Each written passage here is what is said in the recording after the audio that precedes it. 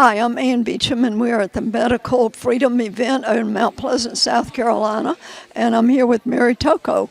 She gave a wonderful talk today, and she's going to show you her demonstration. Well, I always I like to bring a visual with me, a visual aid of some sort. And as you're talking about the dangers of vaccines, one of the most important thing is the ingredients in vaccines. So what I do is I have an apple. This is my apple illustration. And I ask the parents if I had an apple and I injected into the apple a little bit of aluminum or thimerosal, some acetone, some formaldehyde, a little phenol. How about some bioengineered viruses and some monkey kidney parts and aborted fetal cell tissue? You see, I've got my little baby here. And I ask them would they eat the apple. And of course, they look at me like, are you crazy? Of course not. And I've used this illustration in restaurants with nurses and people that I meet because they don't think about it like that. And then I say, well, why not? I mean, you inject this stuff into your children all the time and don't question it. Why would you question an apple injected with the same ingredients that you find in the average vaccine? And it really is a way to wake people up. It's like all of a sudden they realize that they're allowing their children to go to the god of pharmakia and be personal sacrifices for that god. And they realize that what's going in the blood, in the body of their children, is toxic waste. And so it's a great way to wake people up. I encourage people to use this example whenever they're talking to people that say, oh, vaccines are safe, and oh, they're thoroughly tested. They're not. They're not safe. They're not thoroughly tested.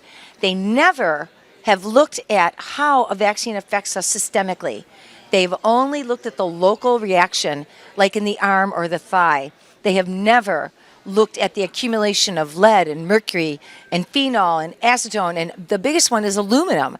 They've never looked at the aluminum accumulation in the body of these babies who are trying to develop a natural immune system. Wow. That's awesome. And certainly we know that in the current vaccines, they've got graphene oxide and Yes. aborted fetal tissues Yes, and ma'am. all of that. And and they alter genes. Yes, they Can do. you address that a little bit? Well, I have so much information on this. I call it the clot shot. They're designed to alter genetics. They are designed to do that. They are not a vaccine. Even if they were a vaccine, I wouldn't say they're safe because even the vaccines, when they approve vaccines, they don't ever do double-blind placebo studies. So they're really not studied properly. But the clot shot is causing so many problems around the country and around the world that I encourage people to do your research. You can meet up with me on Telegram, and my page is Mary Toko Info, and that's Mary and then TOCCO info. And on there, I have people from all over the world posting amazing videos documenting doctors and researchers and PhDs, and talking about what they are finding in these clot shots. So make an informed decision. That's all I tell people all the time.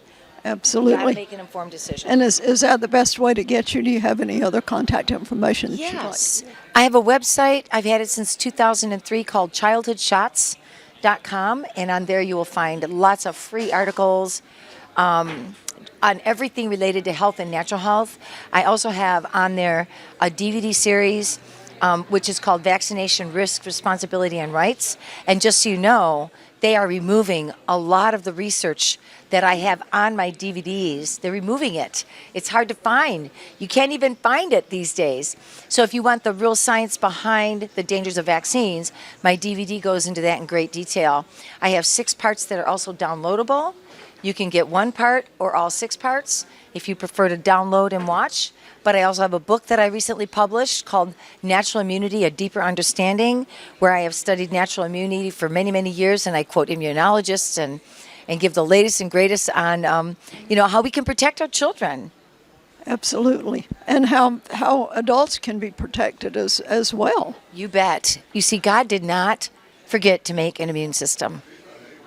Somehow, human beings have shifted their trust and their faith from God who created us in his image to scientists in laboratories wearing white coats who are bioengineering these things in labs. They're combining animal, human DNA cells together, and they're calling it a safe jab. So, I just encourage people to make an informed decision.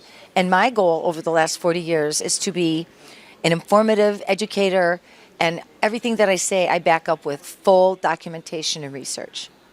Absolutely, and that is so important that we put out documentable information. And it's amazing how many of the actual medical community don't even read that. They don't listen to that. According to the World Health Organization, the average medical doctor or nurse gets about a half a day of information on vaccines in their education. Out of an 8-year medical degree, they get a half a day. And that's according to the World Health Organization. It's not my opinion, it's based on fact. So when you consider that, and these are the gatekeepers of our pediatric health in this country. And if you're a pediatrician out there, or you're in the medical field, and you believe in vaccinations, all I would ask you to do is stop and look at the consequences. Look at the chronic illness in our children. We have 54% or more of our children are chronically ill with some kind of severe illness requiring medication. And if you call that success, I call that failure. And you are not helping to raise our children healthy. You are actually contributing to the problem. And it all goes down to who you believe in. If you trust in the God of pharmakia, well, that's what you're going to get. You're going to get pharmakia. I trust in the God who created my human body, and that's how I have 10 grandbabies, and that's how they're raised as well.